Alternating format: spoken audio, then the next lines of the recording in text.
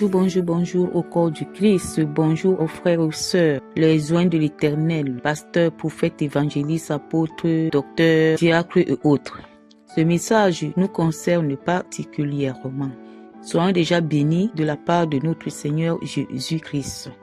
Bien-aimés, il y a quelque chose qui se passe en cette saison, en cette époque de notre vie où certains des serviteurs de Dieu et servantes sont en train de manifester des caractères charnels à la dimension où ils empêchent les brebis de Dieu, de Jésus, de se diriger par exemple dans différentes ou certaines croisades, certaines assemblées de Dieu.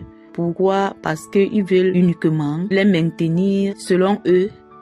Les autres n'ont pas Dieu, n'ont pas une onction vraie, c'est eux qui ont l'onction vraie.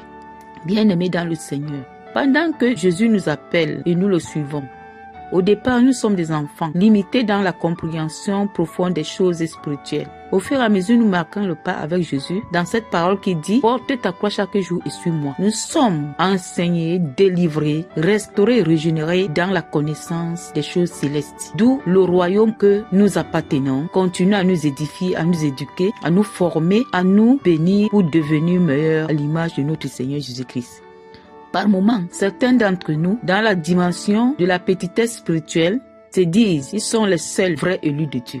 Se disent ils sont les seuls qui ont la vérité. Se disent et croient, vivent comme les seuls qui maintiennent et contiennent Dieu. Alors, bien-aimés, toutes ces pensées peuvent être vraies ou peuvent être normales. Mais est-ce que toutes ces pensées, actions viennent uniquement ou véritablement de la volonté divine, du plan divin, de pensée divine? Entre parenthèses. Certaines méprisent, font des problèmes aux brebis qui viennent à l'église chez eux parce qu'ils parlent avec un autre pasteur, avec un autre homme de Dieu. Bien-aimés, tout ceci, ce sont les œuvres de la chair.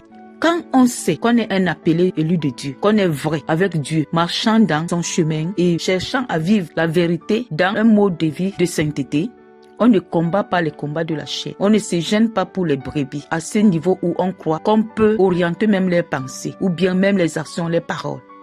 Il est important pour toi, leader spirituel, de conseiller, d'éduquer, d'orienter selon l'Esprit de Dieu, d'enseigner, de redresser même, oui. Mais il n'est pas utile pour toi, pour moi, pour nous, de rester scellés dans les manifestations charnelles par rapport aux mentalités charnelles qui peuvent continuer à vivre avec nous.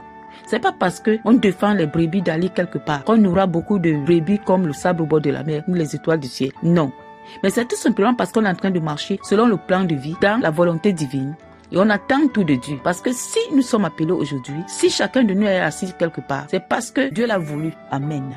Béni soit l'Éternel qui continue à agir au nom de Jésus.